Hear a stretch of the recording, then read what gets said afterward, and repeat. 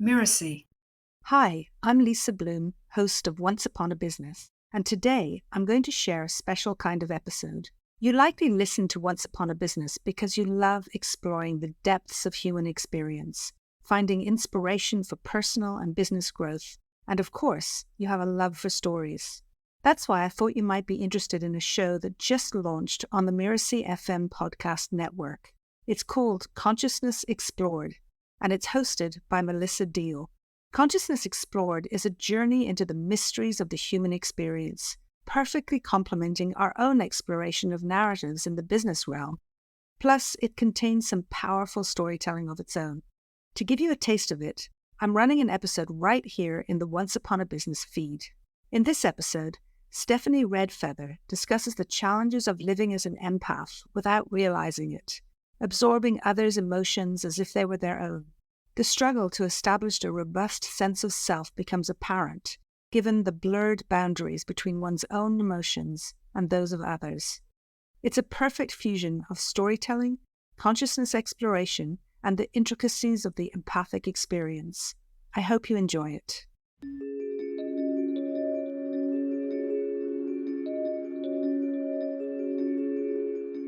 If you imagine living your life as an empath, not knowing you're an empath, well, you're going to take on everybody else's stuff and think that it's your own.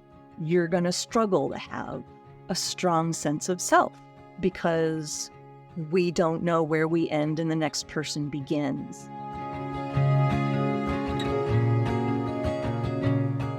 Hello, and welcome to Consciousness Explored, where we delve into the mysteries of the human experience and consciousness. I'm your host, Melissa Deal. In each episode, we'll be diving deep into the nature of consciousness, ways to expand our consciousness, and the impact that our understanding of consciousness has on the quality of our daily lives. On today's episode, I'll be talking with Reverend Dr. Stephanie Redfeather, a leading figure in the realm of divine femininity and impact advocacy. Stephanie is the founder of Blue Star Temple, an online sanctuary for sensitive beings on their spiritual journey. An ordained shamanic minister, she holds a bachelor's degree in applied mathematics and a master's and doctorate in shamanic studies. She's an award-winning author of the international best-selling book, The Evolutionary Empath, which helps to guide sensitive souls to break free and co-create a new earth consciousness. Get ready for an enlightening journey.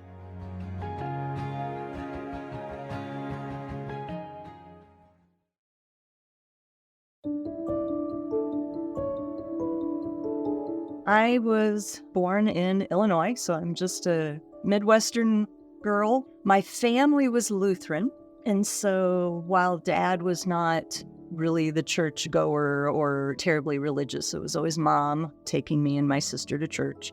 And so I went through all the things you do in the Lutheran church, right? Going to Sunday school and confirmation and all of those sorts of things. My parents got divorced when I was 8 years old. A lot of people I know can relate to that, where it's a life-changing event when the family breaks up. And so, of course, that set up a lot of wounding patterns. So it was a little bit of some time spent with my mom, some time spent with my dad. One of the things that I really appreciated about my mom is she really understood my sort of creative instincts and urges, my desire to express. And so from 5th through 8th grade, she enrolled me in a particular school that had a creative and performing arts program. So if you remember the TV show Fame, I went to a school like that.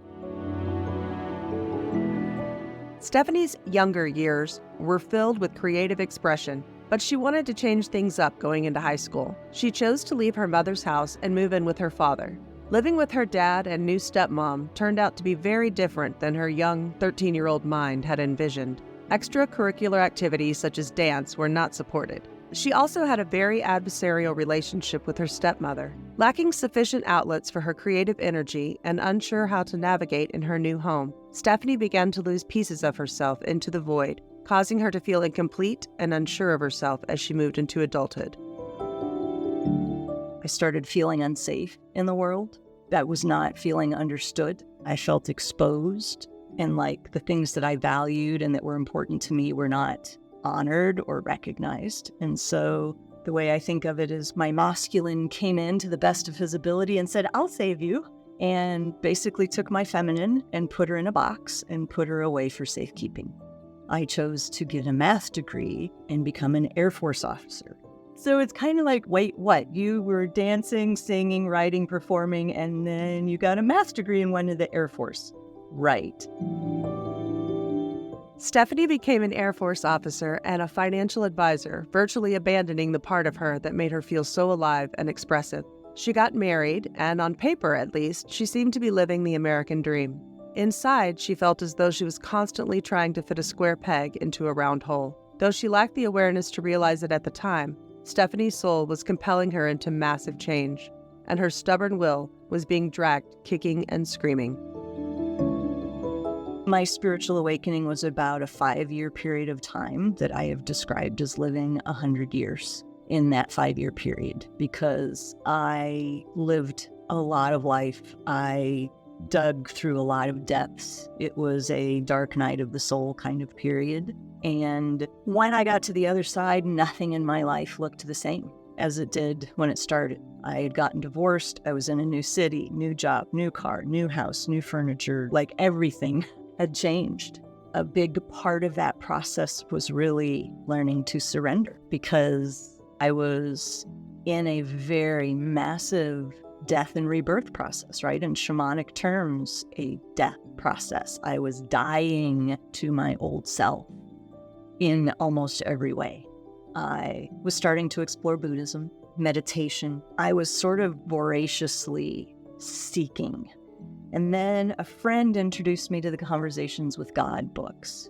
And those were unbelievable because, every page gave me permission to question and to let go of my old concepts of God. I call that period the spiritual crucible, right? Where you're just in this cauldron just getting cooked down and cooked down and cooked down into a completely different substance. I had a sense of that I had gone through something very significant. In 2005, Stephanie began a 9-month initiation into the priestess process, learning what it means to be a modern-day priestess. She then went through an apprenticeship and also began traditional shamanic training. I was working with one of my mentors, who's a teacher in the Pachacuti Mesa tradition lineage. We were doing a healing session, and I was standing in front of his mesa. I was on a buffalo hide. I was facing east. And then all of a sudden, I just started having this vision. And I saw very clearly in front of me a native man dancing, standing in the fire. And he had this incredible sort of head to toe, full length, feathered headdress. But all the feathers were red. And it just hit me like a bolt of light. I'm like, oh my God, I'm being given a name. She told her mentor what had just happened, and they did a ceremony then and there to anchor her new name in the earth grid. Her transformation continued as she learned to reclaim the part of herself that had been lost for so long. My spiritual awakening, the huge piece of it has been about bringing back the divine feminine, reconciling with her, loving and appreciating that part of myself, and very much valuing her opinion, her expression through me, right? Listening to those parts of myself. So when I make decisions, I very much pray and listen to my guidance, my intuition, my instincts, feel things in my body. And it doesn't mean I abandon logic. There's one of my favorite quotes is, the mind is a wonderful servant, but a terrible master. I had some understanding and perspective and tools. And that is when I stood up my business in 2007, because I felt like if I could make somebody else's time in the crucible shorter, if I could help them understand what's happening, if I could give them tools, if I could help them understand at a subtle energetic level what was happening to them and what they were experiencing, then that is what compelled me to be in a place of spiritual service. We're back with Dr. Stephanie Redfeather. Stephanie, thank you so much for sharing your story. It resonated so deeply with me, and I just really appreciate you sharing it. I want to go ahead now and get into our discussion of consciousness. So could you tell us how you describe or define consciousness and what it means to you? So consciousness to me is an awareness, but it's an awareness that has sentience to it, or agency, if you will, that consciousness exists separately from the body. And so one of the amazing opportunities we have in the Earth School, being in a body on Earth, is how do we marry consciousness with a body? How do those things work together and interact together? So to me, consciousness is, in a way, a living field of intelligence, something that is enduring, that exists outside of time, even outside of linear time. Oh, thanks. I like that. Well, let's talk a little bit about your book, The Evolutionary Empath, and your work with empaths. And just let me say for the listeners that for some people, the connection between empaths and consciousness may not be intuitive, but for me, it really is. For me, consciousness is the part of us that is not physical. It's the core essence of our energetic makeup. We're more energy than we are anything else. And being an empath is not a personality trait. It's an energetic state. And so, Stephanie, could you first just explain what an empath is and perhaps for clarity, what an empath isn't? The word empath is derived from the word empathy. So there is a similarity there, empathy, our ability to walk in another person's shoes, right? Our ability to understand somebody else's perspective or what they are going through. But the term empath does not just describe a feeling, right? It's not just something that's transient or fleeting. It's not just a psychological or emotional state that we can access. We all are born with an ability to access that sort of feeling. It's not something that, in a way, that we can turn on and off. And I qualify that because the tools that we learn help us manage it. But in terms of being an empath, it is a quality, not just a thing that shows up every once in a while, or something that we can turn on and off like a faucet. It's not woo-woo, nor is it like the subversive, dark, witchy sort. It's amazing people who don't really understand subtle energy, look at this type of experience, and all of a sudden, if you don't understand it, then it's to be feared, right? Or to be given a negative label. So when I wrote this book, my guides, I work very heavily with the spirit realm, call in all of my guides and helpers, my spiritual team, with everything that I create. And the only directives that they gave me was create a definition. And I was like, oh, sure, okay, no pressure. So that is why in my book, I spend 2 chapters talking about what it is, because I would rather be more thorough than to leave people sort of questioning. But from all of the classes that I had taught about it and clients I'd worked with and students, I had gathered kind of a long list of data. And so I started organizing it, and they organized themselves into what I've called the 5 distinct qualities of an empath. The first quality is the ability to merge with and absorb the energy of other beings, so people, animals, anything with life force, which stems from a very open personal energy field. So as empaths, we tend to be born sponges. For anyone who might not be familiar with energy fields, could you explain that a little further and what it might be like to be born with an open energy field?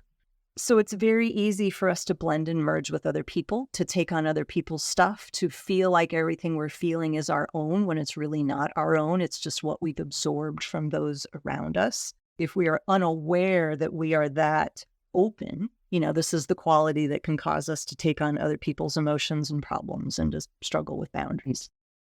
The second quality of an empath is our highly sensitive nervous system.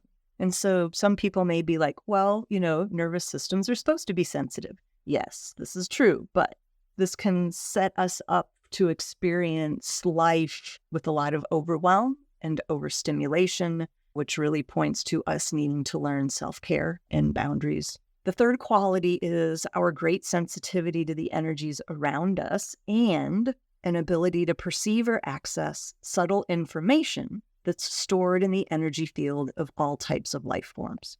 And so this is the quality that makes it easy for us to tune into or perceive subtle energy So some people can see and talk to the dead. Other people are animal communicators. Some people read Akashic records. Some people have paranormal experiences that happen to them all of the time. Some people are mediums or, so all of these different ways that we're accessing information that's there, right? In the field of all of us. It's just most of us don't understand that or are attuned to it to recognize that it's actually common, if you will, that we're all born with it. But most of us have it taught out of us.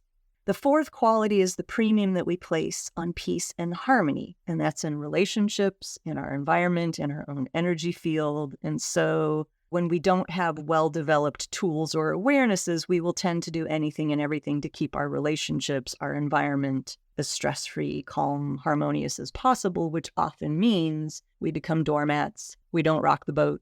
We don't stand up for ourselves. We don't like conflict, etc. The final quality is that we have big open hearts and a desire to serve others.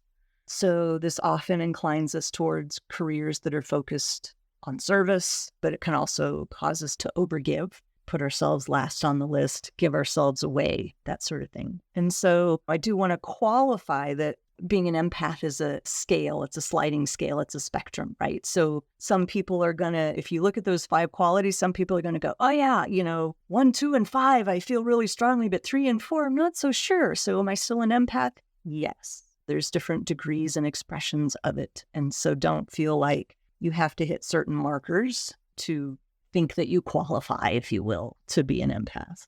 You're going to find empaths. You're going to expect to find empaths that are massage therapists and energy healers and nurses and counselors and therapists and all of that sort of thing. But there's plenty who are IT geeks and engineers and truck drivers and, anything that you would think as mundane or very left brain. Yeah, I mean, hello, I was in the Air Force for 10 years.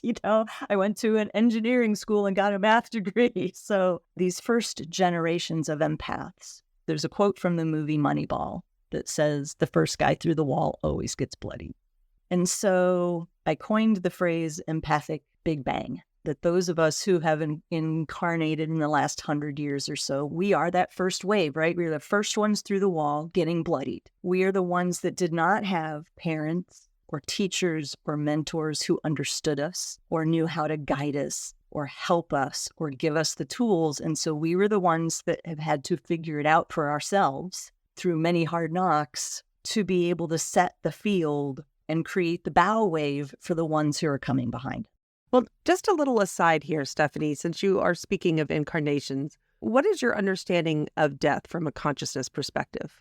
Yeah, so my belief is that consciousness exists separate from the body, that consciousness is something that can live on in nonlinear time. And so death is a bodily experience where the physical vehicle dies, no longer functions, but that consciousness, memories, and all of it, like my belief is that our soul is kind of the registry, if you will, for all of our different lifetimes. And the Akashic records, similarly, are the repository of all of the lifetimes, all of the experiences. And I don't even fully understand it because in my limited human experience, most of my life has been spent in linear 3D time. So it's hard to imagine from a soul perspective, from an Akashic record perspective, that past, present, and future all exist at the same time, right? That you can travel back and forth in between them. But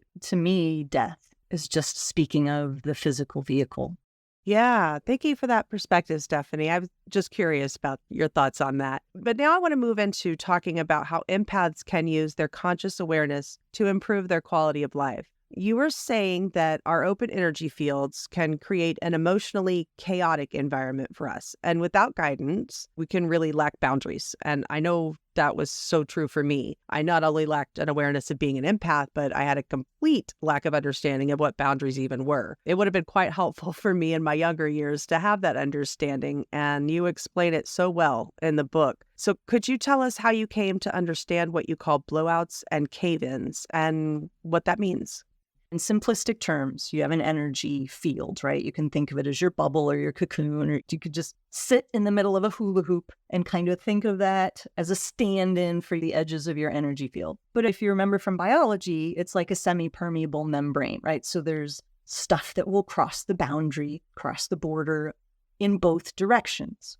For most empaths, we tend to have our leaks, right? We're talking about energy leaks. Our leaks tend to fall into either an outward leaking or an inward leaking. So let me start with the cave-ins first. Inward leaking is like if you think about a boat with a hole in it and you're slowly taking on water, right? So if you're a cave-in leaker, that means you let everybody else's stuff collapse your field, everybody else's opinions, everybody else's beliefs, everybody else's expectations, what they think you should be doing, or just, if you don't have a strong sense of self, it's easy to just defer to whoever's around you, the biggest personality, the strongest personality, the most intimidating personality, whatever, but we just collapse, right? Like a tire that's deflating that has an air leak, or a boat that's taking on water. And so that can show up in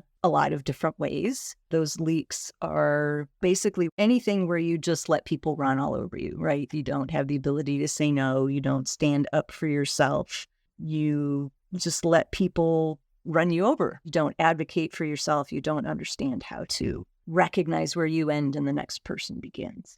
And that is one of the hardest but absolutely crucial steps for the evolution of any empath, is to do that work, to step outside of that and go, no, this is where I end and the next person begins. This part is me. That part is not. That takes time. And so the other direction of leaking, which is the blowout leak, means the energy is going outward. If you think of an above ground pool that has leaks, right? And the water's flowing out all over everybody that's standing around the pool. So blowout leakers are more like the ones who talk over you or interrupt you all the time. So they can be very pushy, saying what comes to mind without filters. If they think it, they say it, right? There's no application of discernment. Most empaths, when they assess their own energy leaks, tend to fall more towards one or the other. And so my belief has always been that awareness is always at least 80% of the process towards change, right? You cannot change or transform what you don't acknowledge. But as soon as you acknowledge it, that's 80% of the work, because now you recognize it. And once you recognize it, then it's just a matter of practicing it and realizing that you will recognize it more frequently, and then it'll be catching that behavior as soon as it's happening. Yeah, absolutely. And over time, those neural pathways get stronger and stronger, and then the awareness just becomes second nature, like breathing. I want to talk a little bit about what happens when we don't consciously work on plugging up those leaks, though. So what might be considered the shadow side of being an empath? So let me just share my kind of shorthand, easy definition of what the shadow is, because I've done a lot of shadow work. I've worked with several mentors and teachers who do shadow work processes for understanding and delving into your own and helping people meet theirs. The shadow is basically the disowned, unloved parts of yourself. And so just, where we are in our human evolution of consciousness, most of our experiences right now as empaths, we're going to live from the unhealthy expression of our empathic qualities first, because in the shadow, we don't recognize them. We don't see them. And especially in our childhood and youth, if those qualities are met with disdain or ridicule or misunderstanding, and especially if you come from a very religious background, the reaction to some of those things can be very severe. Anything that gets disowned gets shoved down into the subconscious, shoved down into the shadow, where it will always continue to seek expression. But if we don't acknowledge it, then it starts coming out sideways as inappropriate behavior at inappropriate times. part of the healing process, the evolution process for any empath is coming to terms with the fact that we're an empath and learning to reprogram, to change the inner dialogue about what those qualities mean, because almost certainly they were misunderstood, ridiculed, made fun of, or worse, people were horrified and just had absolutely no idea. And so we just took those qualities and banished them from our consciousness. And so living from the unhealthy aspects of our empathic qualities, right? So the 5 qualities I talked about, if you imagine living your life as an empath, not knowing you're an empath, well, you're going to take on everybody else's stuff and think that it's your own. You're going to struggle to have a strong sense of self because we don't know where we end and the next person begins. We will have practically no boundaries. We will suck at saying no. We haven't talked about the C word yet. Codependence is pretty much an experience of every empath, because when you don't have a sense of self,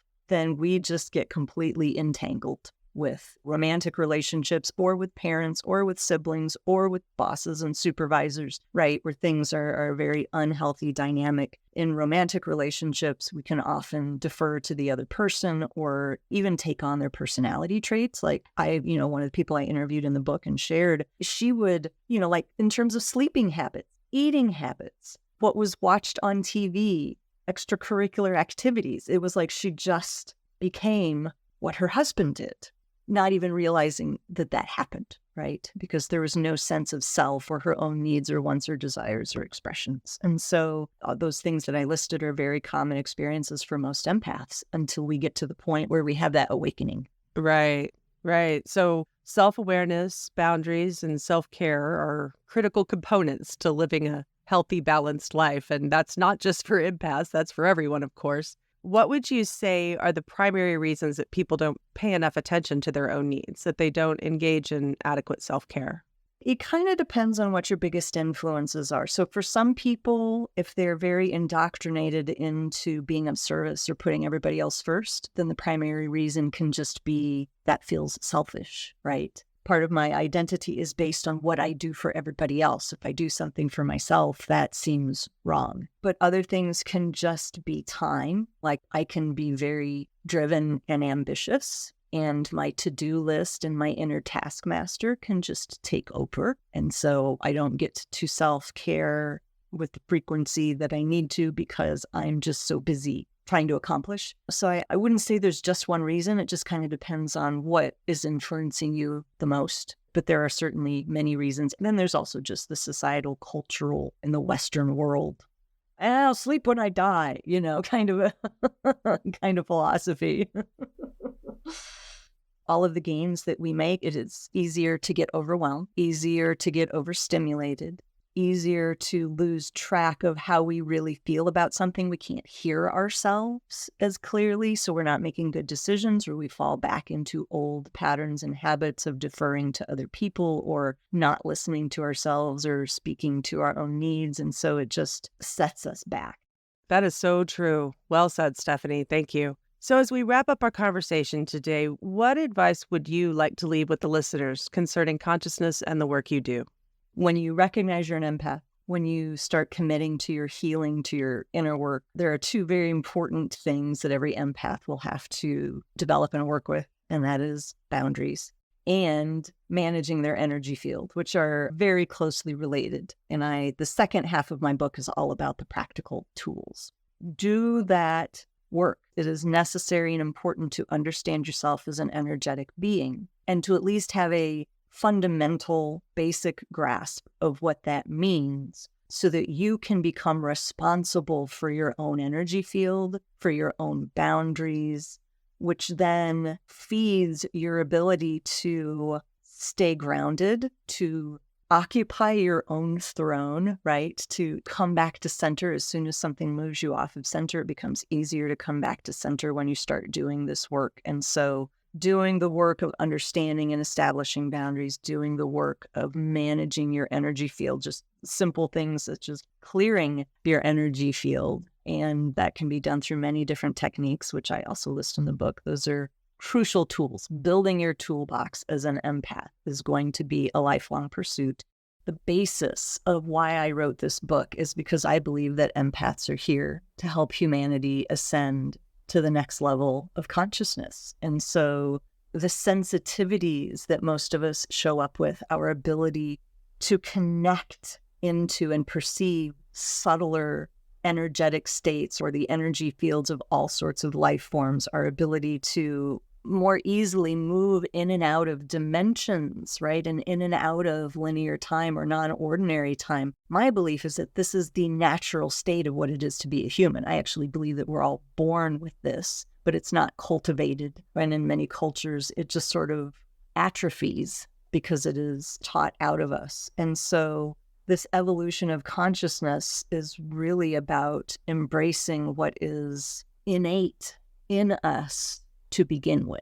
As you continue to evolve and grow, your energy practice is going to evolve and grow too. So it's not just like settings like, if you remember the old equalizers on stereos, right? Where you've got the treble and the bass and the balance. And, it's not like you just set a bunch of knobs where you like it and then walk away and you don't ever have to touch them again, right?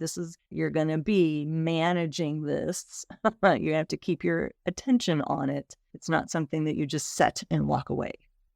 That is absolutely accurate. Words of wisdom. Well, Stephanie, this has been amazing. I am so grateful for your time. Could you share with the listeners the name of your book and what is the best way to find you and find out more about you and your work? So my website is bluestartemple.org. And if you want to stay up on what I'm doing, what I have going on, offerings, etc., I just invite you to add yourself to my mailing list. I have a free gift. So if you go to that page, it's 11 self-care must-haves for empaths, light workers, starseeds, and way showers. So that's my gift to you for signing up on my newsletter. And again, you can get my book, The Evolutionary Empath, or my oracle cards called Empath Activation Cards on my website as well. Perfect. Thank you again, Stephanie, for being with us today.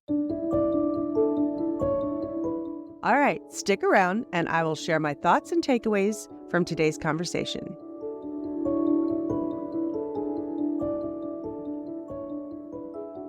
I've thought a lot about my conversation with Stephanie since our interview.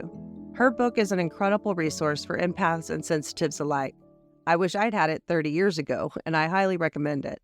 Throughout the conversation, I felt as though I was talking with a kindred spirit that I'd known for eternity, and that meant so much to me.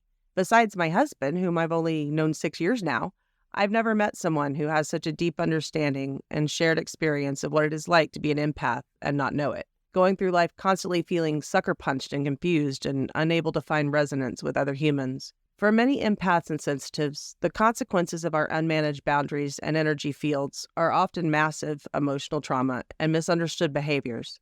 We can spend years in therapy being labeled and medicated for everything from anxiety and depression to bipolar disorder and borderline personality disorder. Without being taught how to discern our emotions from others' emotions, we literally cannot tell the difference and sometimes wonder if we're insane or fundamentally broken. We often become masters of disguise, chameleons, addicts, even paranoid hermits. We can end up in mental institutions, homeless on the street, incarcerated, suicidal, or in decades-long abusive relationships. I spent the first 4 decades of my life in many of these experiences, trying to claw my way up to what I considered normal, having no idea that so many of the emotions that tortured me since childhood didn't even belong to me. For those of us who are highly sensitive and/or empathic, things like boundaries, self-love, and self-care can be completely foreign concepts, but they truly are our path to peace. I love the way Stephanie describes the various energetic leaks, the blowouts and the cave-ins, and how awareness of these behaviors really is a huge part of the work. Often we judge and berate ourselves for behaviors that seem truly out of our control, which only compounds the problem. When we can meet those behaviors with conscious awareness, true compassion, and understanding, we can begin to practice choosing differently. We bridge the gap between how we see ourselves and what we think is normal. When we become aware of where we end and where others begin, we can see a dim light in the distance and begin moving in that direction, out of the shadows of our empathic experience. We learn to embrace our sensitive nature, appreciating the gifts and the light that we have to share. It does take work, and it's not easy, but it is worth it. Something that really stood out to me was how much I resonated with Stephanie's story of suppressing her creative, right-brained feminine self and allowing her left-brain masculine energy to dominate. I did the same thing for much of my life, to the point of abusing the feminine and practically worshiping the masculine part of me, thinking it was the only way to be safe. I've seen both male and female empaths and sensitives cope in exactly this way. I think it's largely a result of our collective tendency as a society to overvalue masculine qualities and undervalue feminine ones. But really, there's no value in imbalance of any kind. Nature's blueprint is balance, and we are part of that. We all have both masculine and feminine energies that we must learn to honor, embrace, and respect. Our outer world is a reflection of our inner world, and while I'm thrilled about the recent reemerging of the divine feminine, I do think that we have to keep ourselves in check and not allow the swing of the pendulum to overcorrect. If we can heal the shadow side of both energies and balance them within ourselves, the world around us will have no choice but to reflect that beautiful balance back to us.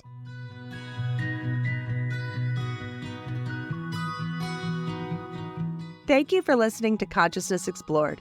Consciousness Explored is part of the Mirasee FM podcast network, which also includes such shows as Once Upon a Business and Just Between Coaches.